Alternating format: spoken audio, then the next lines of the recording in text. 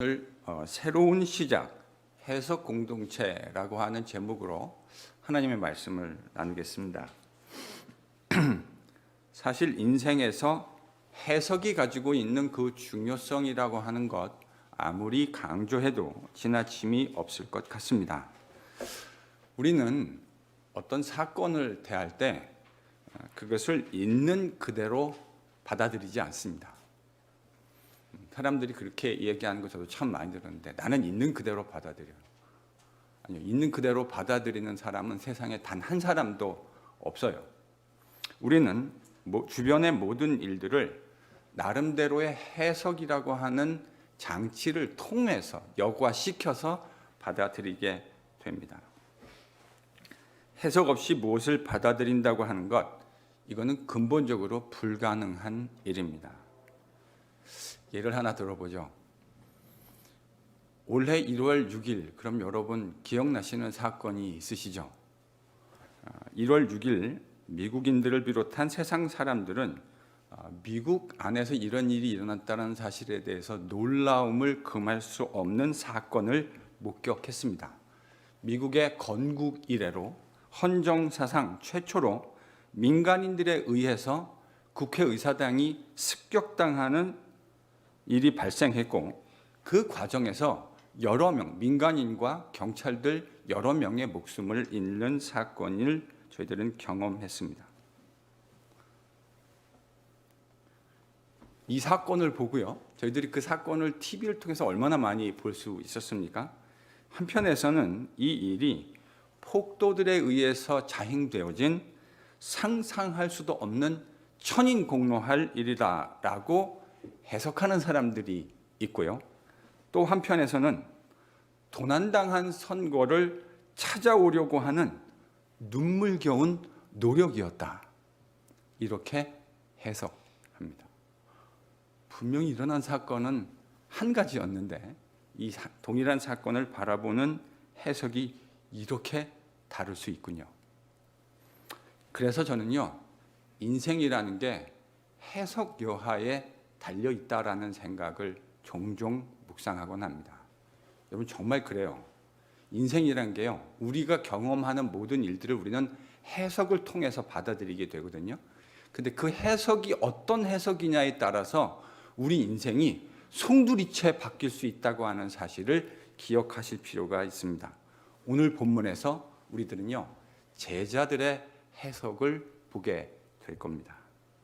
그들의 해석을 함께 묵상해보고 그 해석에서 교훈을 얻을 수 있기를 소망합니다.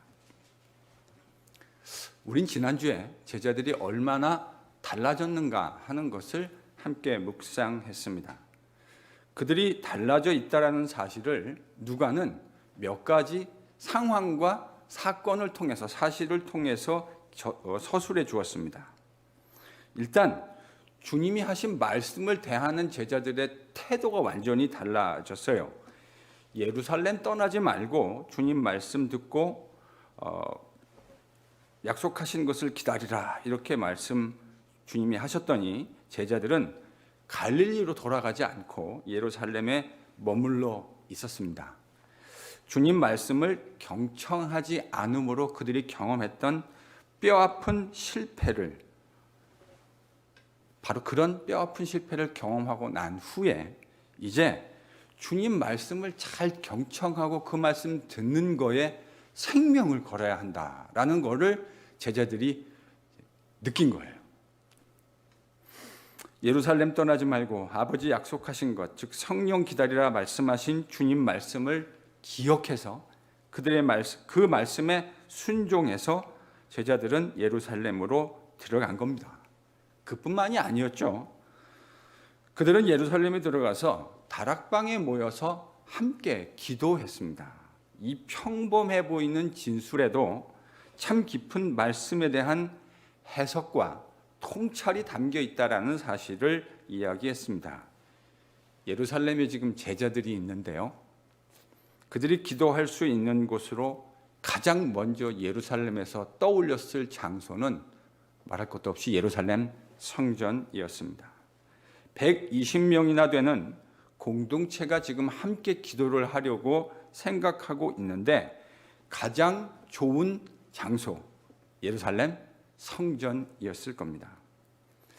유대인이었던 제자들이 120명이나 넘는 사람들이 공동체로서 함께 기도하기 위해서 예루살렘 성전이 아닌 다락방에 모여 있다고 하는 것은 이런 문맥 속에서 상당히 파격적 일입니다. 그들이 이러한 파격적인 일을 할 수 있었던 것에는 예전에 주님이 가르쳐 주셨던 말씀이 결정적인 역할을 하게 되었을 것이라고 이야기했습니다. 당신이 손으로 짓지 아니한 무형의 성전을 지으실 것인데, 이제 진정으로 하나님께 예배하는 자, 하나님께 기도하는 자는 예루살렘 성전이 아니라 영과 진리로, 제가 늘 예배할 때마다 하나님은 영이시니 예배하는 자가 영과 진리로 예배할지니라 말씀하셨던 바로 그 주님의 해석을 제자들이 비로소 테이크하게 됐다는 것을 의미하는 겁니다.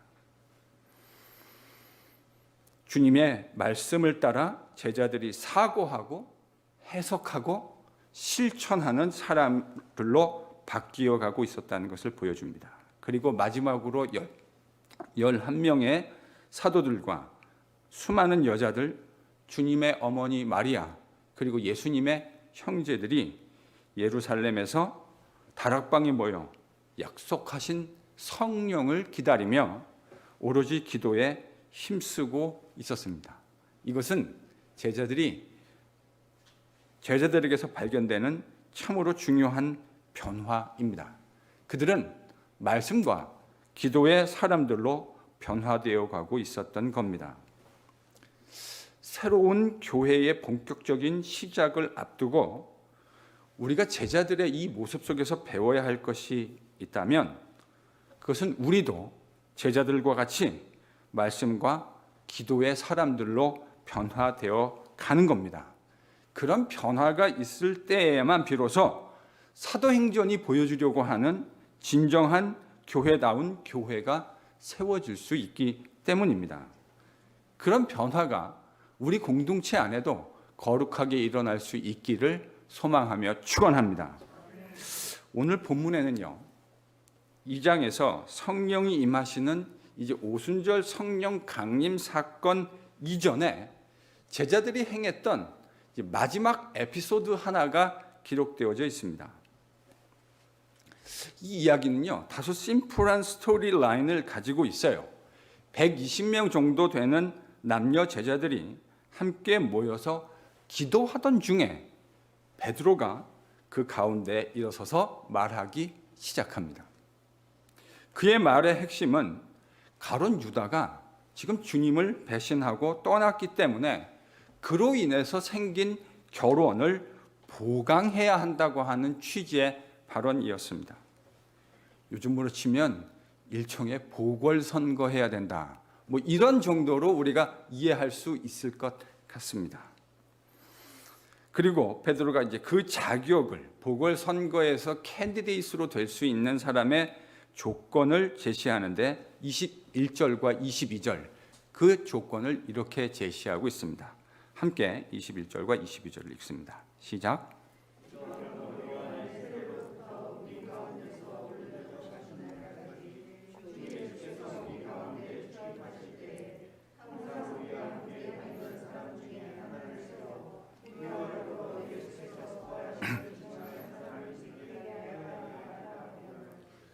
여러분, 지금 베드로가 하고 있는 이 발언의 취지는 두 가지로 요약될 수 있을 것 같습니다. 먼저 세례 요한의 세례 때부터 주님이 승천하시는 시간까지, 그러니까 타임 프레임을 좀 정했죠. 세례 요한의 세례를 베풀던 요단강에서 요한이 세례를 베풀었는데 그때부터 주님이 지금 직전에 제자들 앞에서 승천하셨는데 그때까지 그 주님의 지상 사역 동안 함께 주님과 함께 했던 사람들, 바로 그 사람들이 그런 사람들로부터를 가운데서 그 풀에서 결혼을 보강해야 된다. 베드로가 지금 이렇게 이야기한 겁니다. 이것은요, 사도의 중요한 자격 요인 중에 매우 중요한 한 가지 측면을 이야기하고 있는 것이죠. 사도의 요건 가운데 중요한 것은 그가 주님의 지상 사역 동안 늘 항상 함께하며 주님의 가르침을 배우고 익힌 자여야 한다고 하는 것을 베드로가 이야기한 겁니다. 우린 지금 베드로가 한 이 말의 의미를 마태복음 28장 18절 20절의 관점에서도 생각해 볼 수 있습니다. 마태복음 28장 18절에서 20절, 여러분 같이 한 목소리로 읽습니다. 시작.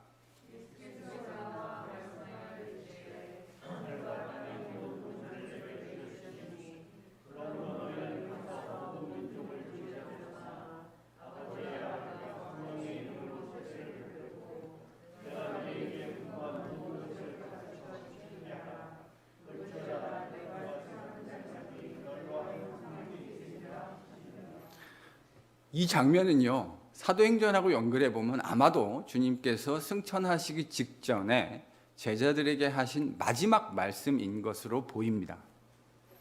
이 마지막 말씀에서 주님이 제자들에게 뭐라고 말씀하셨죠? 너희는 가서 모든 민족으로 제자를 삼아 아버지와 아들과 성령의 이름으로 세례를 베풀고 내가 너희에게 분부한 가르친 모든 것들을 가르쳐서 지키게 하라. 주님은 첫 번째 제자들에게 또 다른 제자를 삼으라고 명령하셨습니다. 그렇게 분부하셨습니다. 근데 그 제자를 삼는다라는 말씀의 내용을 세례를 베풀고 그들에게 주님이 가르치신 그 가르침의 내용들을 또 다른 제자들에게 가르쳐서 그들도 주님의 가르침을 지키는 제자들, 또 다른 제자들을 만들어라. 그러니까요, 주님이 첫 번째 제자들에게 말씀하신 또 다른 제자 삼음의 그 내용은 주님의 가르침을 가르쳐서 전수시켜서 또 다른 제자들로 하여금 그 주님의 가르침 앞에 순종하고 복종하는 제자들을 만들라는 겁니다. 그게 제자 삼음의 핵심이에요. 그게 제자 삼음의 핵심인데 그 보골될 사도가 그 주님이 가르치신 내용이 무엇인지를 잘 모른다는 것 여러분 상상할 수 있겠습니까? 아니 선생된 자가 제자에게 가르쳐야 할 일이 있는데 그 가르침의 내용이 뭔지를 모르는 선생을 여러분 상상하실 수 있겠습니까? 불가능한 내용이죠. 그래서 사도의 요건을 얘기할 때 베드로는 사도 세례 요한의 세례부터 주님의 승천 때까지 늘상 함께하면서 말은 지금 그렇게 하지 않았지만 주님의 가르침을 숙지한 사람이어야 된다는 취지로 이야기한 겁니다. 보골될 사도의 자격에 대한 베드로 발언의 두 번째 요지는 그가 주님의 부활을 목격한 사람이어야 한다는 것이었습니다.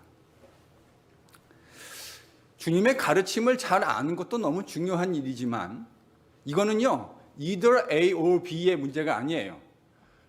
A와 B를 다, both A and B, 두 개를 다 가지고 있어야 되는 거죠. 주님의 가르침이 뭔지도 알아야 될 뿐만 아니라 주님이 실제로 육체로서 부활하셨다고 하는 것을 눈으로 목격한 부활의 증인이어야 한다는 말입니다. 여러분, 지금 주님이 가르쳐 주신 가르침은 우리가 세상에서 들을 수 있는 그런 일반적 윤리적 가르침은 아닙니다. 많은 사람들이 기독교의 가르침을 듣고 나서 이렇게 말씀하시는 거 참 많이 들었어요. 이거 뭐 불교가 가르치는 가르침과 별로 특별히 다르지도 않네. 우리가 유교적인 사회에서 받았던 가르침과 유사한 것도 상당히 많은 것이 사실이 아닙니까? 그런데요, 기독교 가르침은 단순히 윤리적인 가르침만은 아니에요. 주님의 모든 가르침은 사실은 주님의 십자가와 부활을 내다보고 있는 가르침이라고 말해도 과언이 아닙니다. 저는 이 말을 이렇게도 할 수 있다고 생각해요. 십자가와 부활이라고 하는 관점에서, 즉 주님이 이제 새롭게 세우시는 하나님의 나라, 새 창조의 나라라는 관점에서 주님의 가르침은 보다 더 분명하고 보다 더 선명한 의미를 가지게 되는 거죠. 제자들은 바로 그 주님이 만들어내시는 새로운 창조의 세상에 대한 증인으로서 부르심을 받았다는 말입니다. 그 주님이 부활로 만들어내시는 새로운 창조의 세상에 대한 증인으로 부름받았으니 주님의 육체적인 부활을 눈으로 확인해야 한다고 하는 것은 너무나 당연한 이야기였을 겁니다. 정리하면요, 베드로는 사도의 여건으로 두 가지를 내세웠습니다. 즉, 처음부터 우리와 항상 함께하며 주님의 가르침을 정확하게 숙지하고 있는 사람. 두 번째로 주님이 육체로 부활하셨다고 하는 사실을 자신의 눈으로 분명하게 목격한 사람.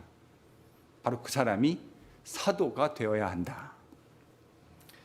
이 이야기를 듣고 제자들이 2명을 청구합니다. 베드로의 이 제안에 대해서 그 제안에 맞는 사람, 필인하는 사람을 2명을 서제스천하게 되어졌죠.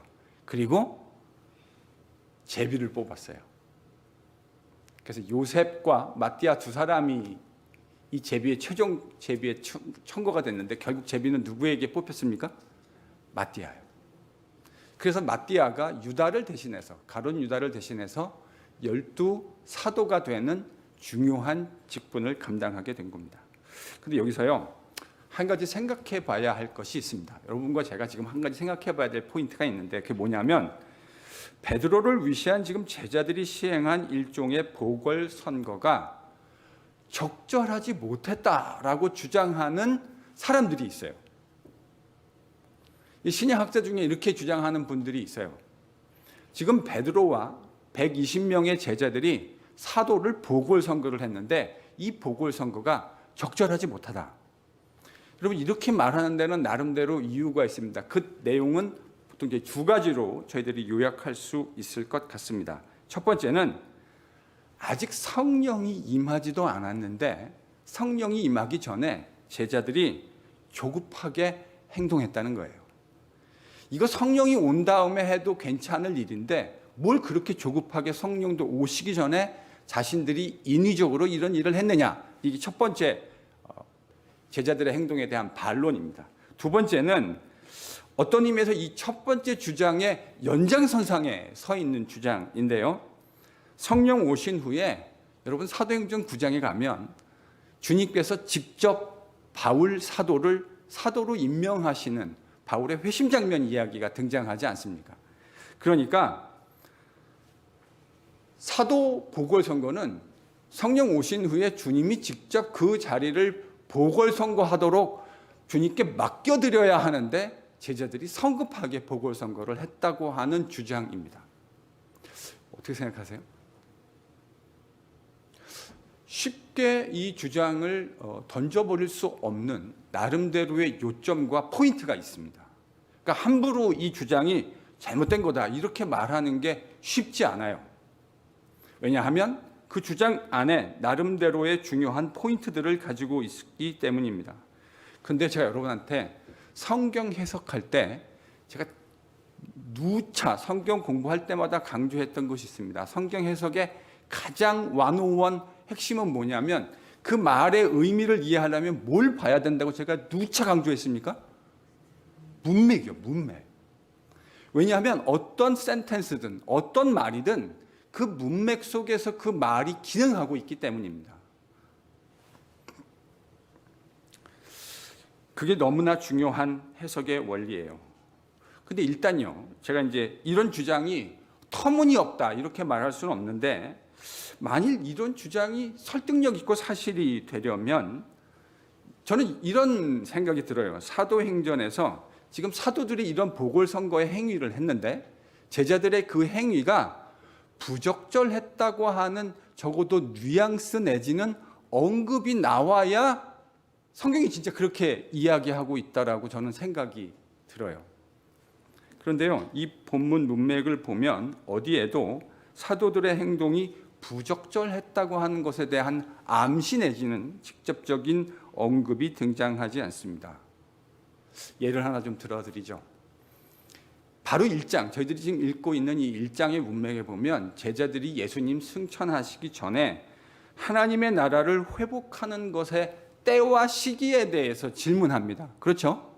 제자들이 주님께 하나님의 나라를 회복하시는 것이 이때입니까? 라고 질문하니까 이 질문이 부적절했다라고 하는 것을 누가가 어떻게 드러냈죠?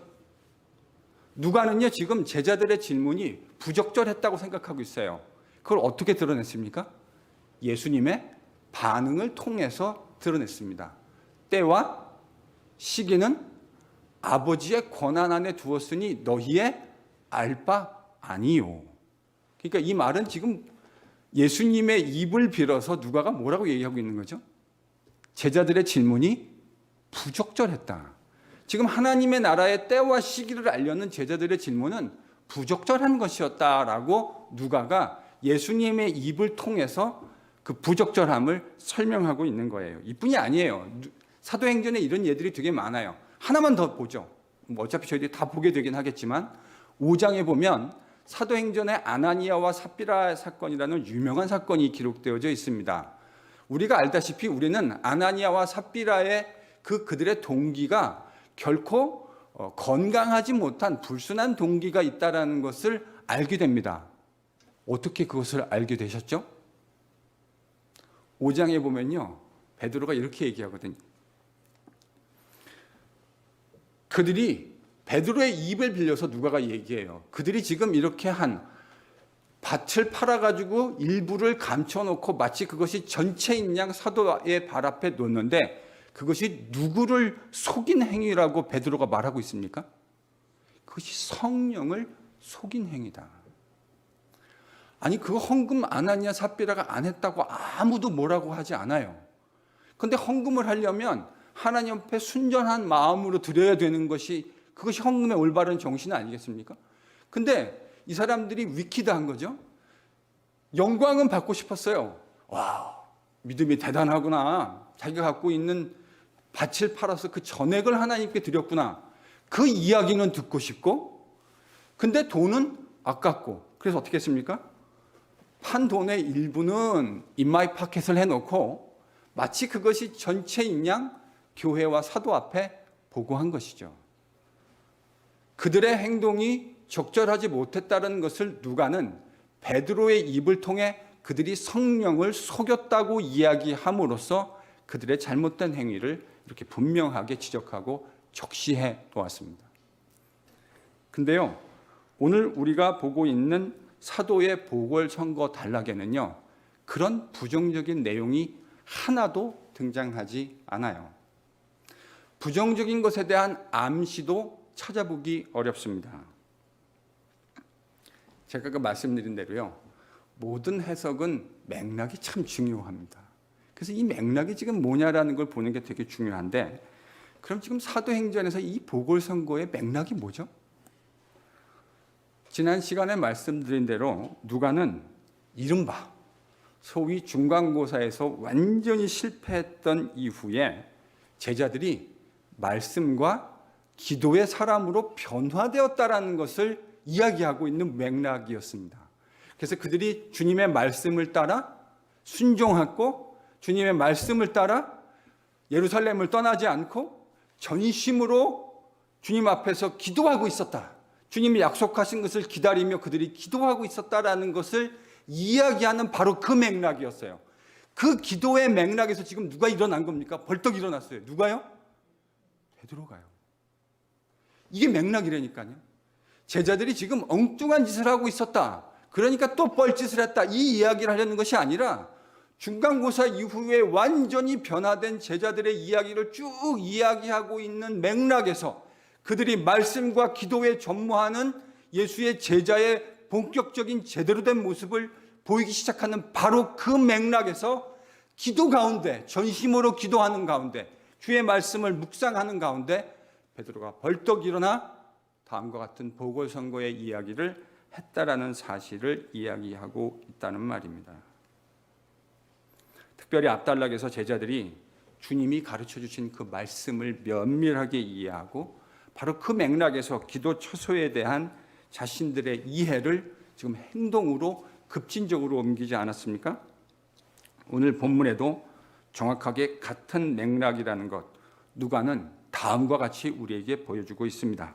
일단 베드로가요, 가룟 유다의 배신과 그의 죽음을 해석하는 것이 상당히 흥미롭습니다. 여러분 본문 16절과 그리고 20절, 16절을 먼저 읽고 또 연달아 20절을 찾아서 읽겠습니다. 본문 16절입니다. 같이 읽죠. 시작.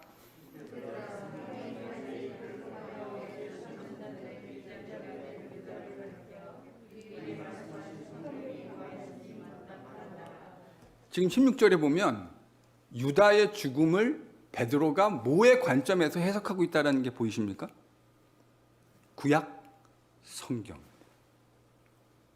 구약 성경의 관점에서 베드로는 유다의 배신과 죽음을 해석하고 있어요. 여러분 20절도 같이 읽겠습니다. 본문 20절입니다.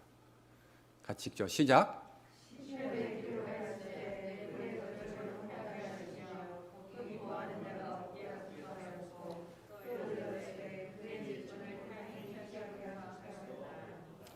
지금요, 베드로가 구약 성경, 특별히 시편, 지금 시편을 2개를 인용하고 있거든요.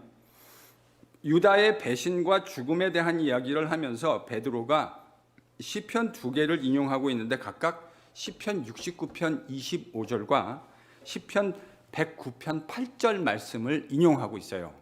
그런데요, 여러분 69편 25절은 어떤 얘기를 하냐면 그의 거처를 황폐하게 하시며 거기에 거하는 자가 없게 하옵소서, 이런 얘기가 등장해요. 근데 시편 69편에서 이 이야기가 지금 무슨 맥락이냐면요, 메시아를 대적하는 자를 향한 저주, curse를 담고 있는 맥락이었습니다.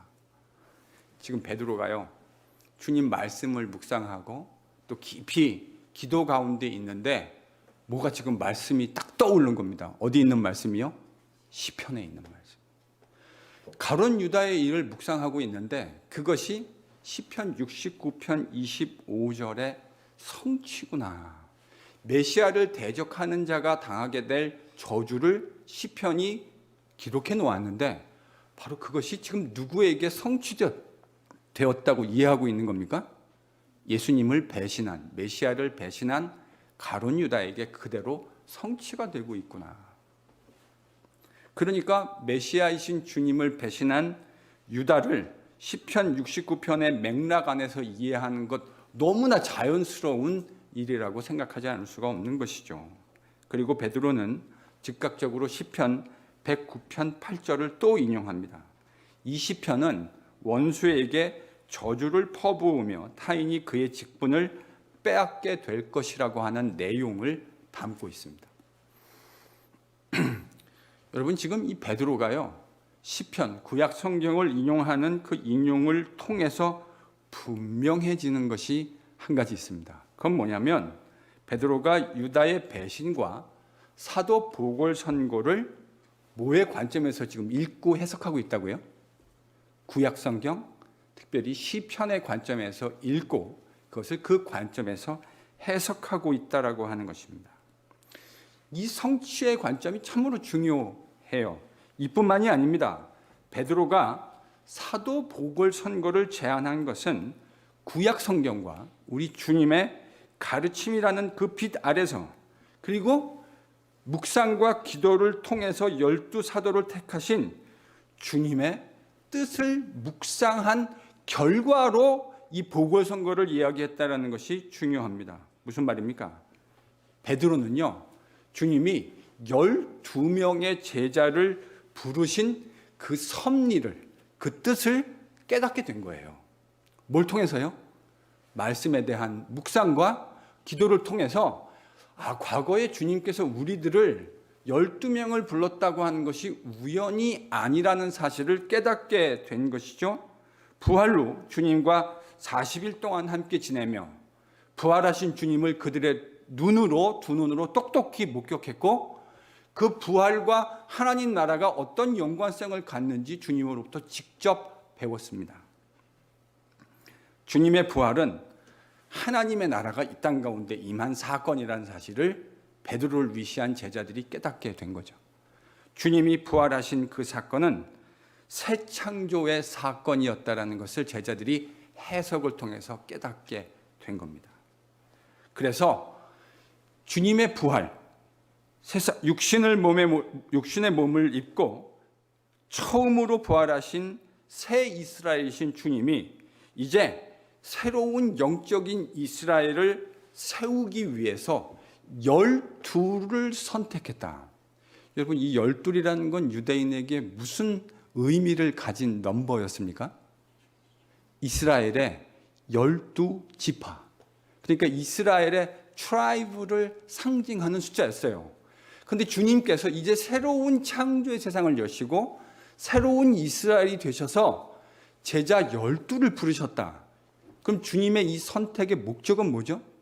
이 12를 통해서 새로운 이스라엘, 새로운 창조의 새로운 이스라엘을 만들어 가시겠다고 하는 주님의 의지의 표현인 겁니다. 베드로가 지금 그거를 캐치한 거예요.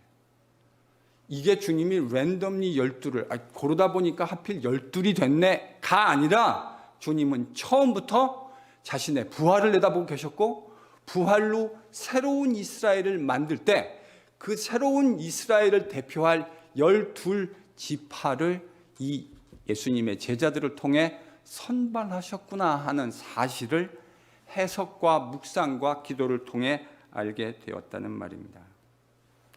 근데 결혼이 생겼어요. 그러니까 어떻게 해야 된다고 생각한 겁니까? 보강해야 되겠구나. 근데 여기서 이제 흥미로운 사실이 하나 있죠. 나중에요, 사도행전 11장 이 뒤로 넘어가면 12 중에 하나인 최초의 순교자가 발생합니다. 세베대의 아들 요한의 형제 야고보가 순교하죠. 그때 사도들은 보궐선거 했습니까? 안 했습니까? 보궐선거 안 합니다. 그때는 왜 보궐선거 안 했을까요, 그럼? 그 12이 그렇게 중요한데 야고보 사도가 순교했는데 왜 보궐선거 안 했을까요? 왜냐하면 그건 순교이기 때문입니다. 야고보의 죽음은 순교예요. 주님의 복음을 전하다가 맞이하게 된 어쩔 수 없는 죽음이었다고요. 유다는요? 유다의 죽음은 배신입니다. 완전히 격이 다르죠. 야고보는 순교였기 때문에 그 분깃이 없어지는 게 아니에요. 그대로 유지되는데 유다는 배신하고 떠났기 때문에 분깃을 가질 수 없었던 겁니다. 바로 그래서 보궐선거를 해야 된다고 생각한 거죠. 베드로는 바로 이런 관점에서 보궐선거를 제안했고 그만 혼자 그렇게 생각한 것이 아니고요.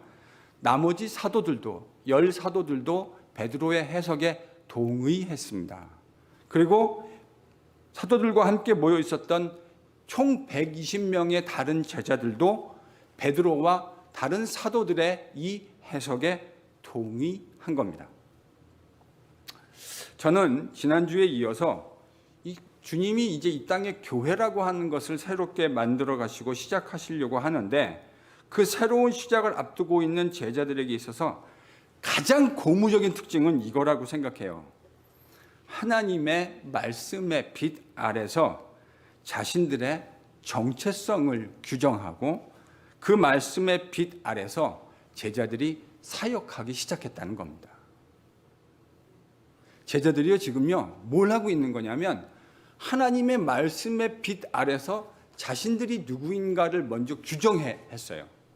그리고 하나님이 우리를 12의 새로운 이스라엘을 세우실 사도로 선택하셨구나라는 것을 말씀의 빛 아래서 이해했고 그리고 앞으로 자신들이 해나갈 사역을 바로 그 말씀의 빛 아래서 해석하기 시작했다는 겁니다.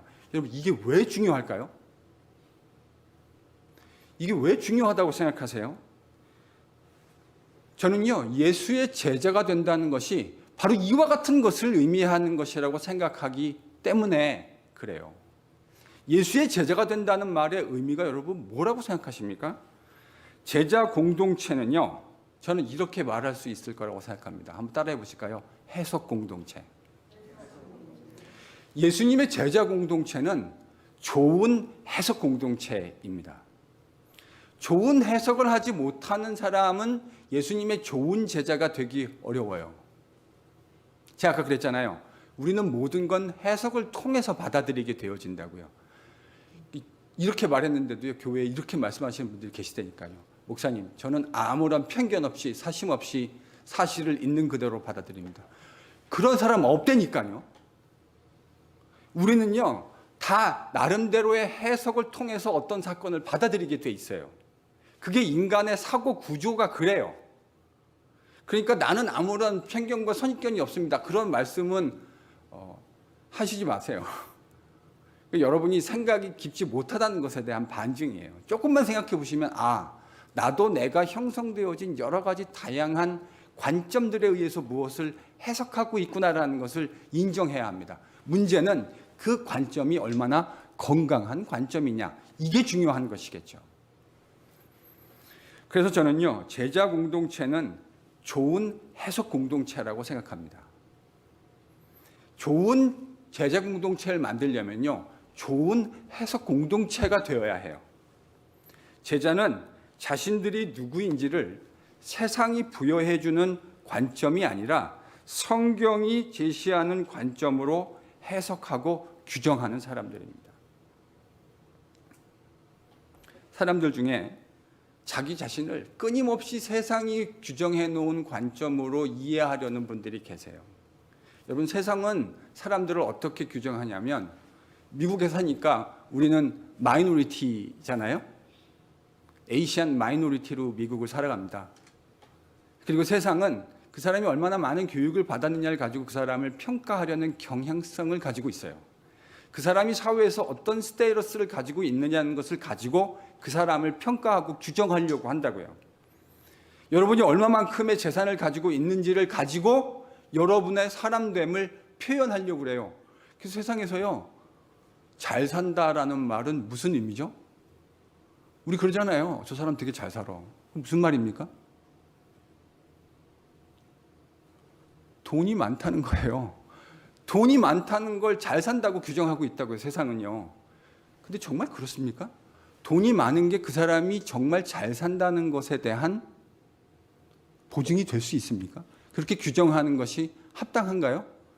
저는 적어도 우리가 그리스도인이라면 그렇게 규정하지는 말아요. 그것이 일반적인 보편적인 언어 습관이라는 것을 이해하는 것과 진정으로 우리가 그렇게 생각하느냐라는 건 완전히 다른 이야기일 수 있지 않겠습니까? 형편없이 사는데도 부를 가지고 있는 사람들이 세상에는 많이 있습니다. 그리스도인 예수의 제자가 된다는 건 세상이 규정해 놓은 관점으로 우리를 바라보는 것이 아니라 예수 그리스도 생명의 주이신 우리 주님의 말씀을 따라서 우리를 규정하고 그렇게 해석할 수 있는 것. 저는 이게 진짜 예수의 좋은 제자라고 생각해요. 제자는 우리가 만나는 일상의 모든 삶들, 모든 일들을 바로 이 하나님의 말씀의 관점에서 해석하려고 노력하는 사람이고, 그리고 그렇게 해석해낼 수 있는 사람을 의미합니다. 하나님의 말씀의 해석에 따라 삶을 살아가는 사람을 의미해요. 그게 바로 예수님의 제자입니다. 이 본문을 함께 묵상하면서 저는 NGPC의 새로운 10년, 이 팬데믹이라고 하는 시간을 저희들이 지나가고 이 터널 바깥으로 나오게 될 새로운 10년을 꿈꾸는 우리가 도대체 뭘 이 본문을 통해서 배워야 할까? 좋은 해석 공동체, 제자 공동체를 이루려면 가장 우선되어야 하는 건 말씀의 사람이 되는 겁니다. 여러분, 좋은 해석 공동체를 이루어 가려면 일단 우리가 하나님의 말씀의 사람이 되는 것이 선행되어야 합니다. 하나님의 말씀이 무엇인지 그 가르침의 깊은 내용들을 알지 못하는 상태에서 좋은 해석 공동체가 되기는 이건 여간 어려운 일이 아닙니다. 그래서 성숙한 건강한 해석을 이루어내기 위해서 말씀의 사람이 되는 것이 본질적으로 우선되어야 합니다. 말씀이 인생의 액세서리가 아니라 삶의 본질이 되어야 한다는 말입니다. 근데요, 안타깝게도 여러분, 우리는 종교개혁의 후손이거든요. 종교개혁을 한 지 지금 500년 가량이 넘게 지났는데 종교개혁의 핵심 정신이 뭐냐면 성도들에게 다시 하나님의 말씀을 돌려주자였습니다. 그래서 종교개혁의 5개 모토가 있는데 그 중에 하나가 뭐냐면 솔라 스크립추라예요. Only Scripture. 오직 하나님의 말씀. 물론 제가 하나님의 말씀이라는 것이 그냥 들어온다고 생각하지 않아요. 하나님의 말씀도 여전히 해석을 통해서 우리에게 들어오게 되는데요. 근데 오늘날 세태의 가장 큰 저는 비극은 뭐냐면 종교개혁은 성도들에게 모국어로 성경을 읽을 수 있도록 우리에게 성경을 돌려줬는데 오늘날 교회의 비극은 성도들이 성경을 잘 모른다는 데 있습니다. 정말 아이러니죠. 종교개혁의 핵심 정신은 솔라 스크립추라, 전통이 아닌 하나님의 말씀으로 돌아가는 것에 그 기치를 걸고 있는데 그 종교개혁의 후손들은 하나님의 말씀이 생경해요. 제가 작년에 결국은 그 유학생 수련회라고 하는 코스타가 있다는 걸 아시죠? 코스타에 작년에 초대를 받았어요. 물론 이제 팬데믹 때문에 캔슬이 되기는 했는데, 근데 그 이제 코스타를 진행하시는, 제가 이제 코스타를 처음 강사로 가니까 그 강사를 컨택해서 인포메이션을 주시는 분이 저한테 이제 현재 코스탄들, 거기 코스타에 오는 사람들이 어떤 사람인지를 설명해 주시면서 뭐라고 했냐면, 목사님 하나 아셔야 되는 게 있는데 목사님이 옛날에 대학 다니시고 대학원 다니실 때 그 코스타 생각하시면 안 됩니다. 이렇게 저에게 그 간사분이 얘기해 주시더라고요. 제가 무슨 말씀입니까? 재차 여쭤봤더니 그분 말씀이 오늘날 젊은 대학생들, 대학원생 성경 진짜 모릅니다. 그러니까 목사님 때의 시대에 대학원생들 생각하고 이 정도 성경은 당연히 알고 있을 거라고 어스밍하고 이야기하면 그 사람들 상당수가 하나님 말씀 모릅니다. 여러분 이게요 지금 오늘날 우리가 살고 있는 세태라고요. 교회에도요, 제가 한국에 있을 때 여러 교회를 가봤는데 지방 교회 가면 이건 거의 뭐 예외 없어요.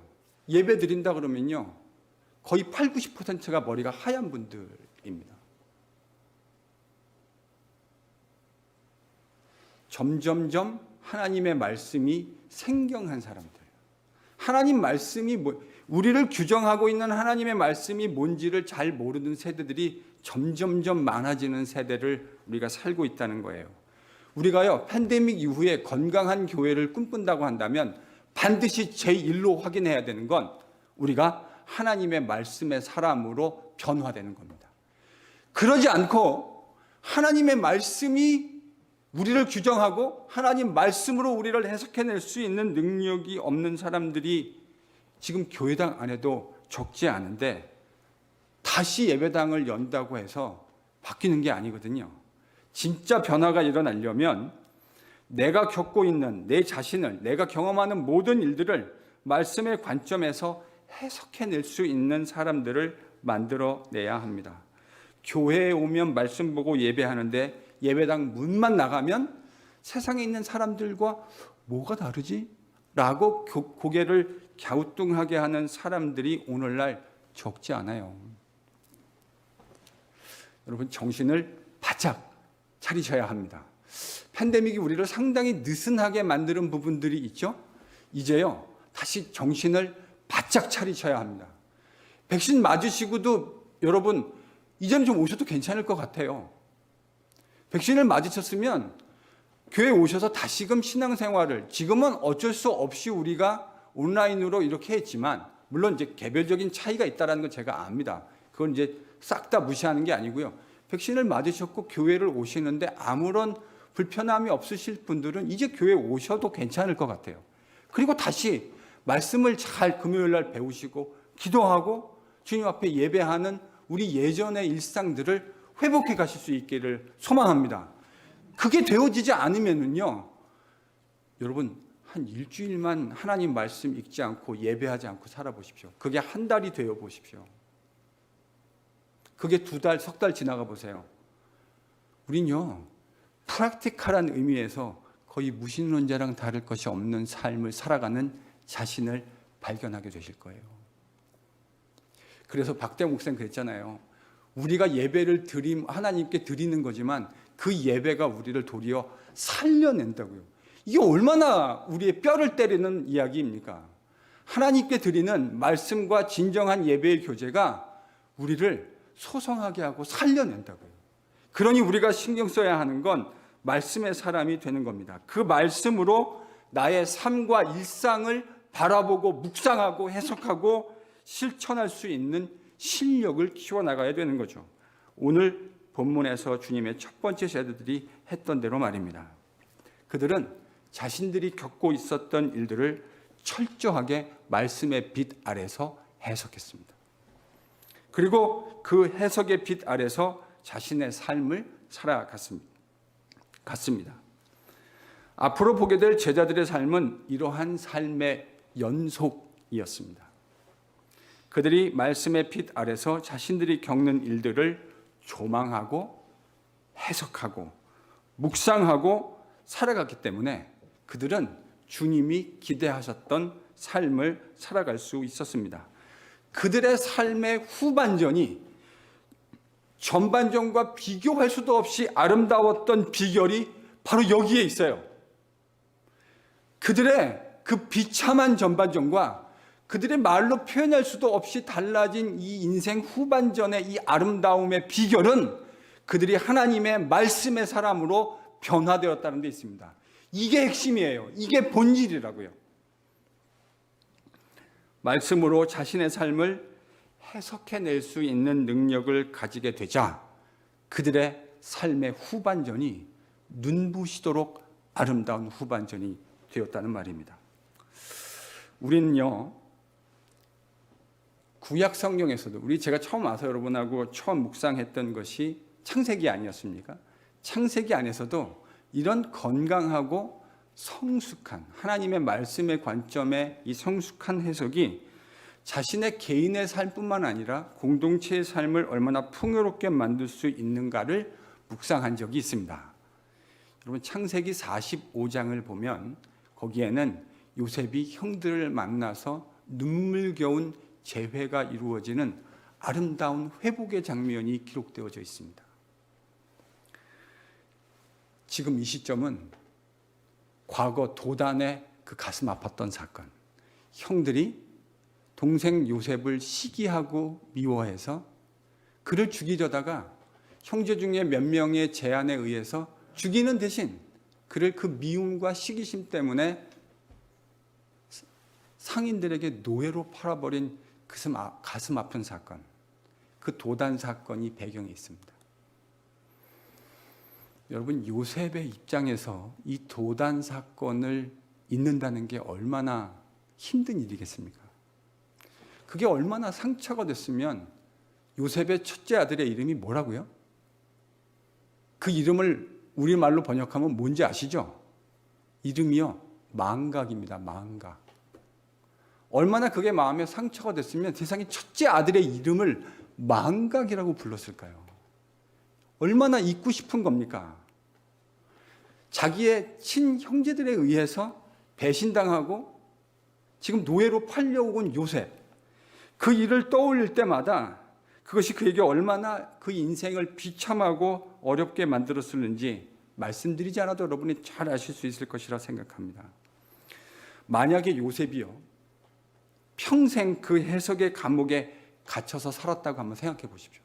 그가 어떤 삶을 살게 되었을지. 근데요, 요셉은 이 기막힌 사건을 정말 기가 막히게 해석해냅니다. 해석이 그의 인생을 180도 다른 인생으로 바꾸어내게 돼요. 그의 인생만 바꾸어내는 게 아니라요, 그와 함께하고 있는 가족들, 형제들, 공동체, 더 나아가서는 인류의 운명을 바꿔내는 기막힌 해석을 하게 된다고요. 여러분, 자기가 죽이려고 했던 동생 요셉이 초강대국 이집트의 총리가 되어 있다는 것을 알게 되어진 형제들, 그 이집트의 총리 앞에서 벌벌벌 떨고 있는 형제들을 향해서 요셉이 뭐라고 이야기했는지 기억하십니까? 당신들이 나를 애굽에 팔았다고 해서 한탄하거나 근심하지 마소서. 여러분, 지금 해석이잖아요. 과거 22년 전 도단의 사건을 우리가 바라본 해석이 이거 아닙니까? 형제들이 요셉을 시기하고 미워해서 그것이 동인이 되어서 동생을 이집트의 노예로 팔아넘겼다. 여러분, 이거 22년 전 도단 사건에 대한 해석 맞습니까? 틀립니까? 대답해 보시죠. 이거 맞아요? 틀려요? 맞아요. 그 해석 틀린 거 아닙니다.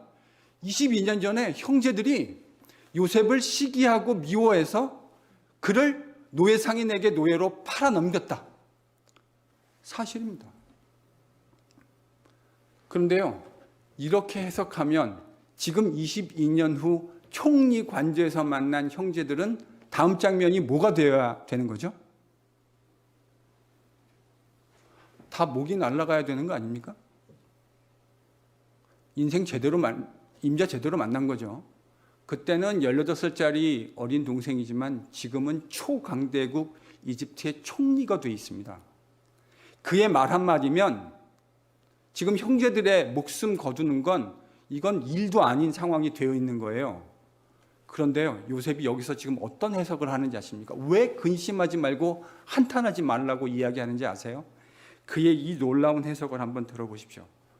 하나님이 생명을 구원하시려는 목적을 가지고 당신들보다 나를 먼저 보내셨습니다. 이 성숙한 해석을 한번 보십시오. 이 기막힌 해석을 보십시오. 당신들이 나를 미워하고 시기해서 나를 노예로 팔아버렸습니다.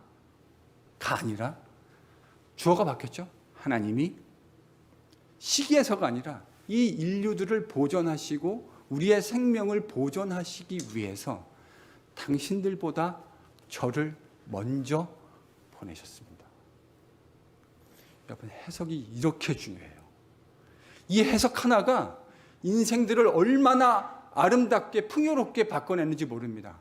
만약에 요셉이 처음 가졌던 그 해석에 집착했었더라면 지금 이 사건은요, 22년 뒤 이 총리 관저는 피비린내 나는 혈육의 사건이 사륙의 사건이 되었을 거예요. 그런데 요셉의 이 탁월한 말씀에 근거한 하나님과 늘상 동행하며, 여러분 창세기를 보세요. 요셉은 늘상 어디를 가든지 하나님과 동행했습니다. 하나님의 말씀이 그의 마음을 좌지우지했다고요. 그랬더니 그가요, 이런 기막힌 해석을 해낼 수 있게 된 거예요. 이 해석을 통해서 자기뿐만 아니라 파국으로 갈 수 있었던 이 모든 관계들이 하나님의 섭리를 따라 그분의 말씀의 능력으로 요셉의 기막힌 해석을 통해서 형제들도 회복하고 이스라엘 백성들, 더 나아가서 인류를 향한 하나님의 구원 계획이 차곡차곡 차근차근 전진될 수 있는 그 기막힌 기회를 제공했다고 하는 사실을 기억하실 수 있기를 소망합니다. 이 모든 게요, 다 뭐에 달려 있다고요? 해석에 달려 있습니다. 해석. 사도들의 묵상과 기도를 통한 이 기막힌 해석을 통해서 이제 교회는 새로운 시작을 위한 토양을 준비할 수 있게 된 것. 저도 오늘 본문을 통해서 묵상하지 않습니까? 우리도 마찬가지일 겁니다. 해석이 이렇게 중요합니다. 여러분은 여러분이 만나는 매일의 일상의 삶들, 가정에서 내가 겪는 일들, 또 일터에서, 직장에서, 교회에서 내가 겪게 되는 일들을 하나님의 말씀의 관점에서 잘 성숙하게 해석해내고 계십니까? 좋은 예수의 제자 공동체는 무슨 공동체라고요? 좋은 해석의 공동체입니다.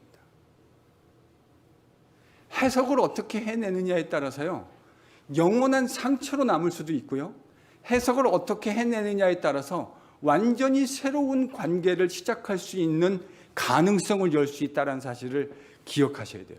해석이 이렇게 중요해요. 해석을 어떻게 하느냐에 따라 우리의 인생이 달라질 수 있다고 하는 사실을 깨달을 수 있는 우리가 될 수 있기를 소망합니다. 옆에 분들에게 권면합니다. 말씀의 사람이 되십시오. 네.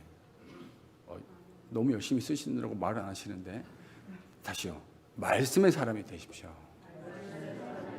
예. 말씀의 사람이 된다는 말은 좋은 말씀의 사람이 되면 어떤 사람이 된다고요? 성숙한 해석의 사람이 됩니다. 틀림없어요. 좋은 말씀의 사람은 성숙한 해석의 사람이 됩니다. 그래서 말씀의 사람이 되는 것이 선행되어야 돼요. 그래서 말씀의 사람이 되면요, 그는 성숙한 해석의 사람이 될 가능성이 많아지는 거예요. 그러니까 여러분, 우리 NGPC 정말 말씀의 사람이 되는 은혜가 새로운 10년 동안 임할 수 있기를 축원합니다.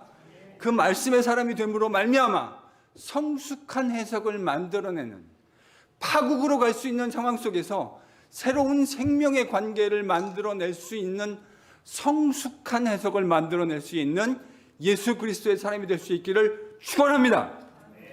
우리가 새로운 10년 말씀을 따라 성숙한 해석을 하게 될 때 우리를 통해 NGPC의 새로운 사역, 웨스트할포드와 커네디컷에 말씀의 새로운 부흥이 일어나고 하나님이 하시는 건강한 교회됨이 회복되는 사역이 일어나게 될 수 있기를 예수님의 이름으로 간절히 축원합니다.